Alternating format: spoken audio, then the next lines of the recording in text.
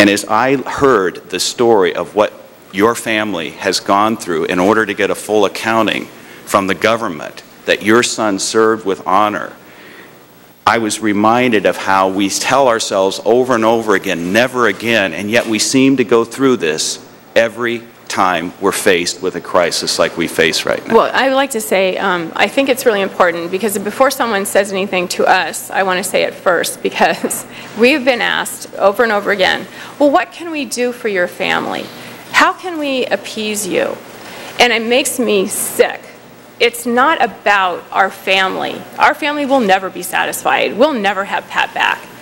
But what is so outrageous is this isn't about Pat. This is about what they did to Pat and what they did to a nation. And there is evidence in accumulation of what is about 12 binders on Pat's death. I've condensed it to 1 or 2. And this is evidence that something really awful happened. It's your job to find out what happened to him. We have an institution in place to find out what happened to him. And that's really important. And we're coming to you. Pat died for this country, and he believed it was a great country that had a system that worked. It's not perfect. No one has ever said that. But there's a systems in place to allow for it to work. And your job is to find out what happened to Pat, is to find out what happened to Patrick McCafferty, to what happened to Kenneth Ballard, to all the other soldiers. And by making up these false stories is exactly what Jessica said. It's you're diminishing their true heroism.